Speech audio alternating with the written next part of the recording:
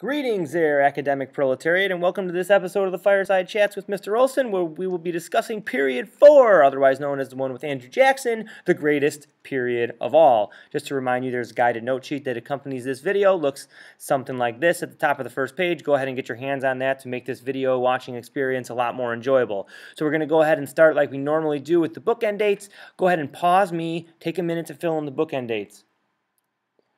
Hopefully you've unpaused me and you're playing the game. You'll note that 1800 was that year in which Thomas Jefferson became president after a peaceful transition of power between the Federalists and the Democratic Republicans. And 1848 marked sort of the pinnacle year of the Age of Reform with the Seneca Falls Convention in New York State. So we're going to go ahead and start this with an overall useful tidbit of information, and that's how a tariff works. If you recall, a tariff is a tax on imported goods. Its purpose is to protect domestic manufacturing. The idea is this: if Britain makes a piece of cloth or a textile that sells for $4, and I slap a $1 tariff on it, it's going to cost $5 in America. Well, if Americans are able to make this same cloth for $4, then the idea is that consumers are going to buy the cheaper one, and it's going to protect American manufacturing. Some of you might be wondering to yourself right now, how come we don't do this today in America's trade deficits? Well, the reason: capitalism. Okay, to move on. Period 4 key concepts are listed here. You can pause me if you want to take a read of them. However, I'm going to read them one at a time, so I don't want to take the time now to do it. Period 4's key concept 4.1, the United States began to develop a modern democracy and celebrated a new national culture, while Americans sought to define the nation's democratic ideals and change their society and institutions to match them. Go ahead and pause me. Take a minute to rewrite key concept 4.1 in your own words. Okay, I'm back, and hopefully you wrote down something to the tune of America's government system allowed new cultures to develop. We're going to discuss in this key concept how the increased democracy, if you'll call it that, in America led to new cultures and new factions of Americans getting a voice, and therefore those cultures developing. So, key concept 4.1, Roman numeral 1 says, the nation's transition to a more participatory democracy was achieved by expanding suffrage from a system based on property ownership to one based on voting by all adult white men, and it was accompanied by the growth of political parties. So we're going to start this discussion with Thomas Jefferson and his presidency. If you recall, Thomas Jefferson became president after beating John Adams in the election of 1800.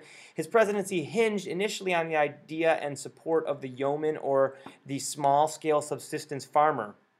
He wanted to restrict the size and scope of the federal government, but he runs into some inconsistencies, namely the Louisiana Purchase, which is called into question by Federalists because there's nothing in the Constitution about the president authorizing such a purchase. Also, the Supreme Court led by John Marshall and the landmark Supreme Court case Marbury versus Madison, which actually expands the power of the Supreme Court and therefore the power of the federal government, sort of flies in the face of Jefferson's ideal of limiting the power of the federal government. If you recall, Marbury versus Madison was that case which established the doctrine of judicial review, which said that the Supreme Court had the ability to call laws made by Congress unconstitutional. So it gives itself a purpose almost. And then finally, one of the biggest question marks of Jefferson's presidency, the Embargo Act of 1807, which stops trade with Britain and France as a result of Britain and France harassing American troops and ships on the seas.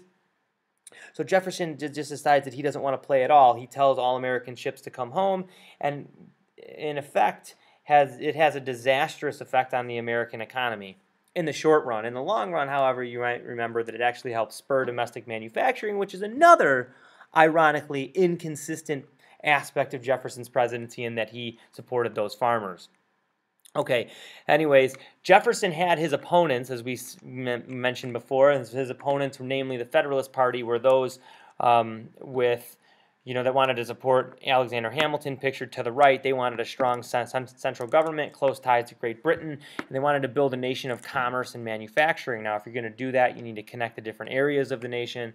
So they obviously supported vast internal improvements. Now, you might recall from our discussions in class that the Federalist Party eventually is going to go down the tubes after the Hartford Convention, where they questioned the War of 1812 right before Andrew Jackson wins the Battle of New Orleans, so they come off looking very, very patriotic. After the War of 1812, there's ushered in a period known as the Era of Good Feelings. This area of good feelings is best embodied by this election of 1820, pictured here at the bottom left-hand corner of your screen, in which James Monroe wins by a landslide. Anyways, this period usually is seen as a period of political unity, but it really is political unity to an extent, because although there was this burgeoning sense of nationalism, there was also underlying sectionalism at the time, which led to this. The election of 1824, otherwise known as the corrupt bargain, where our hero, Andrew Jackson, gets screwed out of what was rightfully his. Nevertheless, he's going to get his vengeance. And here he is! We'll talk about Andrew Jackson and his presidency right now. If you recall, he gets elected in the election of 1828, and he ushers in an age of democracy, or the age of Jackson. And initially, he wanted to represent the wants and the needs of the common man. So he saw himself as a champion of the common man. The election of 1828 was the first one in which most property qualifications were removed from voting. So Andrew Jackson really saw himself as the champion of the people, and he wanted to make sure that he did what was right and upheld their justice. So while he was in the interest of the common man, he ends up expanding federal power in an ironic way, similar to Jefferson. For example, the nullification crisis, which was caused by South Carolina's refusal to pay the tariff of 1832. If you remember, Jackson squashes that crisis by sending the army down and threatening to hang John C. Calhoun from a tree. What a guy. The Indian Removal Act, which was signed in 1830, and Jackson sees that the Native Americans are removed from the southeast to Oklahoma Territory, which allows further expansion of small-scale farmers in the south. Eventually, those places are going to become cotton plantations, so probably not the best decision, but whatever. We'll give him a pass because he's just that great. Now, one of his best actions, at least in the interest of the common man, is the veto of the bank, which he saw the bank as being this corporation and monopoly on money. He didn't see it as protecting the interests of those common men, so he sought to get rid of it. Now, Andrew Jackson, argue with me if you will, greatness. Greatness. Okay, moving on.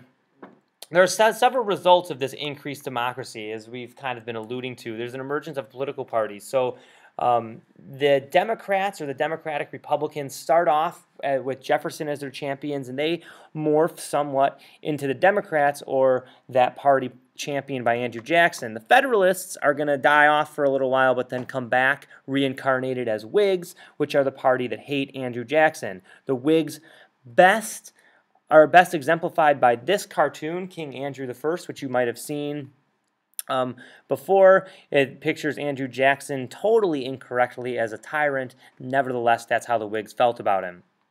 Anyways, this increased democracy also is going to lead to anti-black and anti-slavery legislations. Notice that those are polar opposites of one another, but since people now have a vote, they feel compelled to talk, and you start to see these groups pop up. You also start to see anti-Indian laws being made, like the Indian Removal Act, because, well, whites in the Southeast wanted that land. And then finally, you also see an increase in sectionalism, which is spurred mostly by slavery, which is going to foreshadow the Civil War. Okay, key concept 4.1, Roman numeral 2. While Americans embraced a new national culture, various groups developed distinctive cultures of their own. So we're going to go ahead and start this discussion with the Second Great Awakening that was championed by that scary-looking dude to the right, Charles Grandison Finney.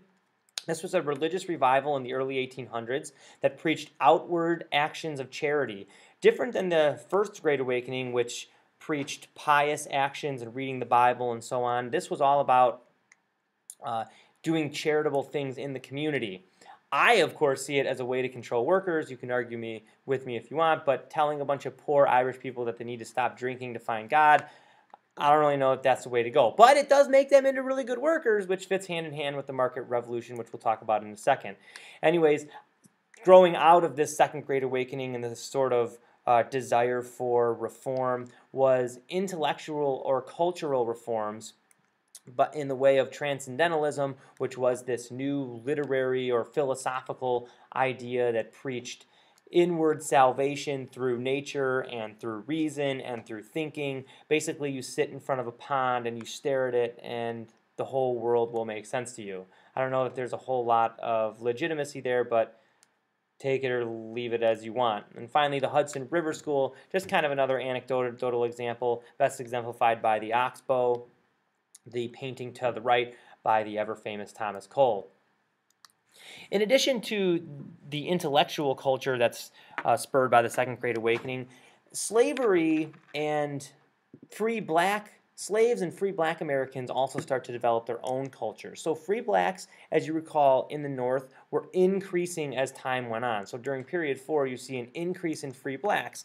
And they start to carve out their own identities in the North because they're not really allowed to have identities, congruous with the people who already live there. They're not accepted openly by whites. They face a great deal of discrimination, so they have to figure out a way to reconcile their new lives. Many of them do so by establishing churches in the North as sort of refuges from the discrimination that they face on a daily basis from whites in the North.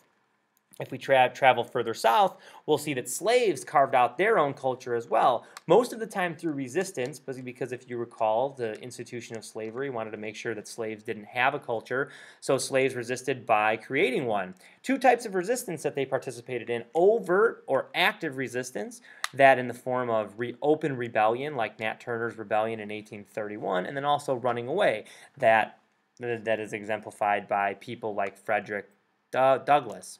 Okay, and then the other type of resistance, covert or passive resistance, was much more common. Work slowdowns or pretending to not understand, establishing families, or creating unique religions or languages to make slavery a little bit better. I realize that better and slavery don't really go hand in hand together, but carving out an identity is one way to deal with a crappy situation. Okay, to finish key concept 4.1 up with Roman numeral 3, increasing numbers of Americans, many inspired by new religious and intellectual movements, worked primarily outside of government institutions to advance their ideals. So there's two big ideas that we're going to talk about here. The results of increased democracy. The abolition movement first. The abolition movement has two main poster guys: William Lloyd Garrison, the fiery white abolitionist who wanted immediate and uncompensated emancipation, which he preached through his newspaper, The Liberator, and Frederick Douglass, the black slave turned free black, who spoke out about the institution of slavery and was very credible because he had lived in it, who wanted to use the Constitution and reason to end slavery, really got his word out in the narrative of the life of Frederick Douglass, the autobiography that he wrote. In addition to the abolition movement, you also see a women's rights movement emerge, which there I am on the slide, no doubt celebrating the emergence of this movement at the site at which it was held. Anyways, the women's rights movement grew out of the temperance movement, which had been gaining steam in the early 1800s because Americans were uncommonly drunk. Anyways, the women band together with one another. They realize that they have a lot in common, and they call a convention in 1848 to call for equal rights. This convention is led by pioneering women like Elizabeth Cady Stanton and Lucretia Mott. Anyways, it's interrupted by the Civil War, so other than getting the word out, it really does nothing else. No laws are made for equal rights between the sexes. That will have to wait until, well, we're still kind of waiting, I guess. Okay, moving on. Key concept 4.2 says, innovations in technology, agriculture, and commerce powerfully accelerated the market economy, precipitating profound changes to U.S. society and to national and regional identities. So go ahead and pause me. Take a minute to write key concept 4.2 in your own words. I'll be back at you. Hopefully you paused me and you wrote down something like, technology made the economy better, which changed American society. That would have worked. You could have just written down market revolution for all I care. Speaking of that, though, key concept 4.2 Roman numeral 1 says, new transportation systems and technologies dramatically expanded manufacturing and agricultural production. In other words, the market revolution. So remember, in class we defined the market revolution as a major change in the way Americans bought and sold items. So this was a move away from the self-sufficiency of small farms and small local markets to a national market economy, one that is facilitated by factories mass producing in improved communications and improved transportations that allowed goods to travel across markets. This is a big deal. Okay, so the market revolution has many causes, and we'll try and fit as many as we can here in this short time. First one, inventions. So agricultural inventions allowed for more bountiful harvests, which allowed for more food, which allowed for more people, which allowed for more workers, which allowed for more stuff. Anyways, the mechanical reaper, the steel plow pictured to the right, and the cotton gin, all examples of inventions. Interchangeable parts, also an invention. That invented by Eli Whitney, as is the cotton gin. Interchangeable parts allowed for factories to be more standardized. You also see those factories emerge, textile mills along the East Coast.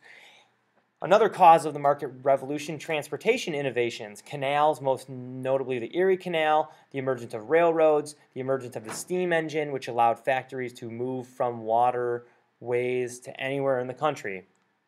And then you see improved communication lines, noted most by the telegraph, which was invented by Samuel Morse and put into effect in the 1840s. Other causes of the market revolution, and this is probably one of the most important ones, I would argue, and one that is often overseen and looked past, is the Marshall Court and the federal government. The Marshall Court makes three important Supreme Court decisions in the 18-teens and 20s that facilitates the market revolution. McCulloch versus Maryland, which identifies the federal government as the supreme governing being in the country. Dartmouth versus Woodward, which upholds the sanctity of private contracts, which businesses love to make. And Gibbons versus Ogden, which says that the federal government controls interstate commerce, not states or private companies. Anyways, these three things expanded the size and power of the federal government and facilitated or allowed for this market economy to develop. If you ever hear the line that entrepreneurs do things on their own, I don't think any entrepreneur could have done what they do without the help or the protection of the federal government. Just saying. Anyways, market revolution causes continued. This is a big idea that sort of draws the last two slides that we discussed together, and that's the American system. The American system is Henry Clay's idea to connect the nation together because he wanted to make things in the North, make manufactured goods, grow raw materials to help make those manufactured goods in the South, and then in the West, use that as a breadbasket to feed the rest of the country. So the South would grow, the West would buy, the North would make. If this system is going to work, we're going to need internal improvements. So the American system was the plan to provide internal improvements to connect the three areas of the country. Internal improvements included things like tollways, like canals, like railroads, and would be financed through by the federal government, which would require more money. Therefore, you need a national bank to stabilize the economy, and you need tariffs. Both of things caused sectional discord. Okay, anyways, if you'll notice this political cartoon, take a minute, pause the video, take a look at the cartoon, and go ahead and on your guide fill in whether you think the author supports or does not support the American system. Pause. Okay, as you come back, you'll kind of see that the man walking in sees Henry Clay, and Henry Clay has a number of caged animals, home, consumption, and internal improvements that he's sort of holding hostage. And at the bottom, it refers to the American system as the monkey system, or everyone for himself at the expense of his neighbor. So that means that you are going to pay for your neighbor to be successful. Anyways, Henry Clay is a hack. Hopefully you noted that this political cartoon does not enjoy the American system.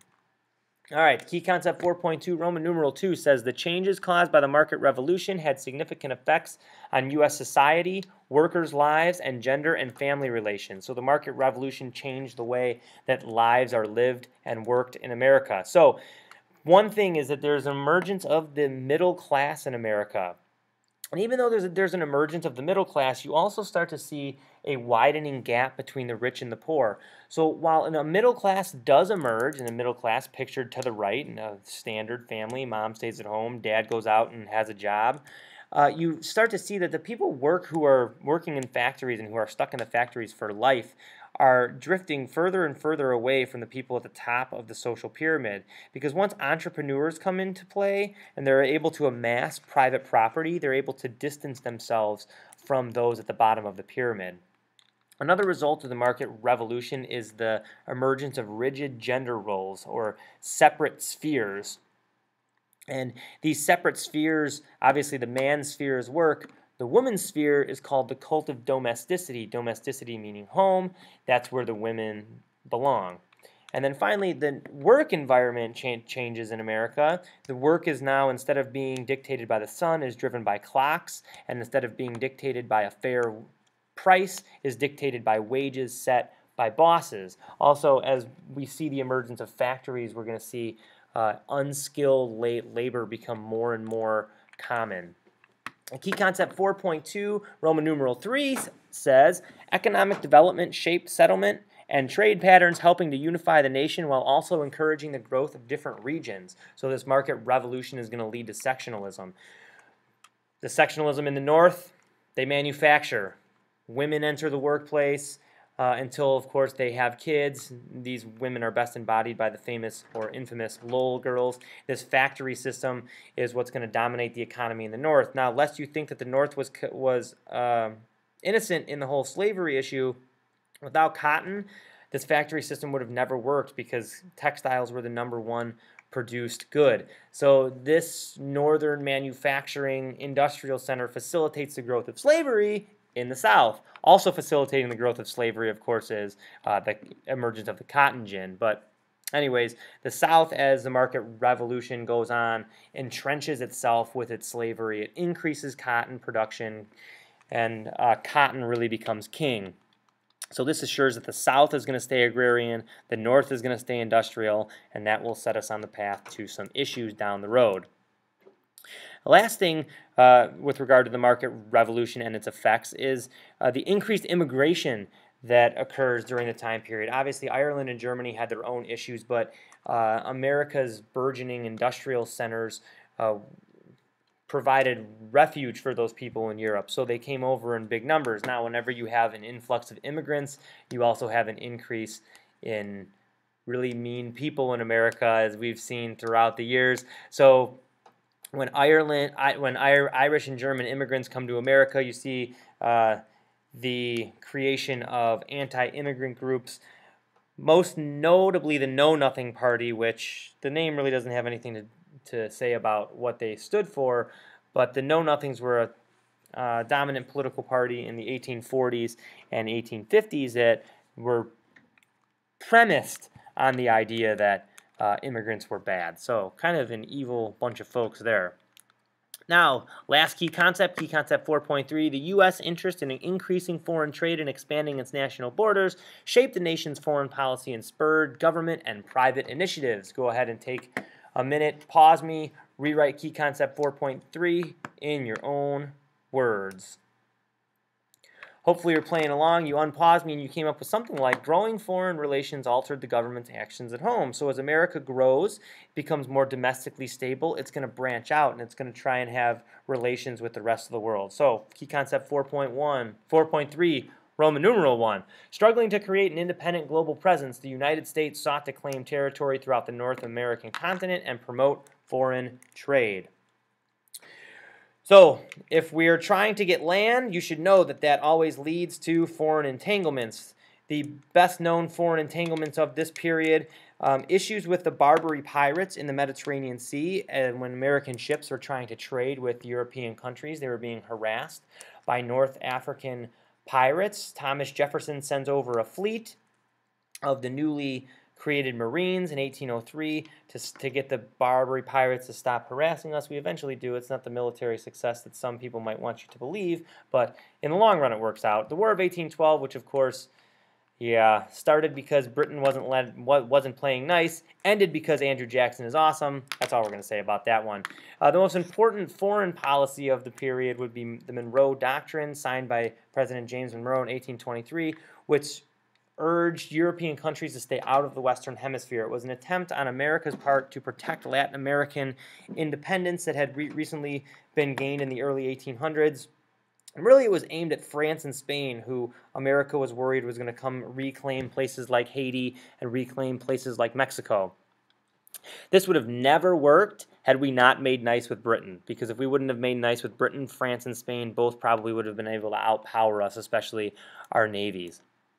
Now, while we're sort of entangling ourselves in foreign affairs, we're also trying to expand our borders inside the country, notably through the Louisiana Purchase in 1803, which we already discussed, the Adams-Onis Treaty in 1819, which gains us Florida, and the Indian Removal Act, which, although that land was within the borders of the United States, removing the Indians opens it up to further settlement. So if you'll notice, in 1802, on the eve of the Louisiana Purchase, America looked like this. We get Louisiana, it looks like this. The Adams-Onis Treaty comes along, it looks like this. Florida is now ours. And note that we started to share the Oregon country with Britain. As you can imagine, when two countries try and share the same place, it's never going to end well. We almost go to war over it. And the Strait of Juan de Fuca for all you map test-taking aficionados. And then finally, key concept 4.3, Roman numeral 2, the United States acquisition of lands in the West gave rise to contests over the extension of slavery into new territories. Whenever you have territorial expansion, you're always going to have conflict. Say that to yourself over and over again. Go make it your Facebook status. So, supporters of territorial expansion were those farmers who wanted more land. Obviously, more land, more farms, more money.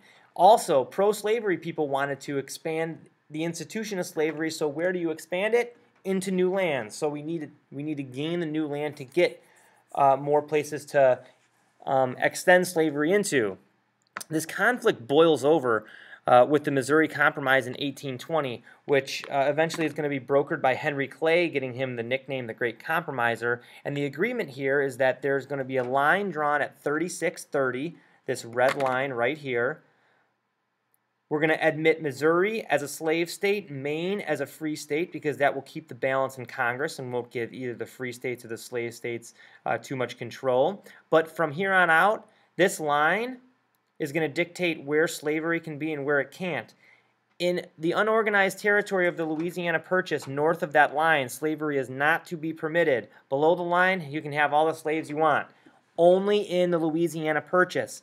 Now, hopefully you're thinking to yourself, well, that's not the entire country, so what's going to happen when we get this stuff? Well, as I said, whenever there's territorial expansion, there's always conflict. Good, so we'll talk about that conflict in period 5.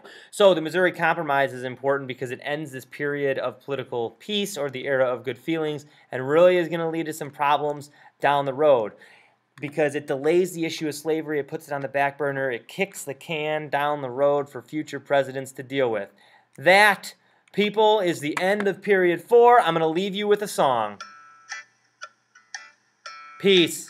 I've got a mule, her name is Sal, 15 miles on the Erie Canal. She's a good old worker and a good old pal. 15 miles on the Erie Canal. We've hauled some barges in our day, filled with lumber, coal, and hay. And every inch of the way we know, from Albany down to Buffalo. Low Bridge, everybody down. Low Bridge, for we're coming to a town. And you'll always know your neighbor, you'll always know your pal, if you've ever navigated on the Erie Canal. If you've ever navigated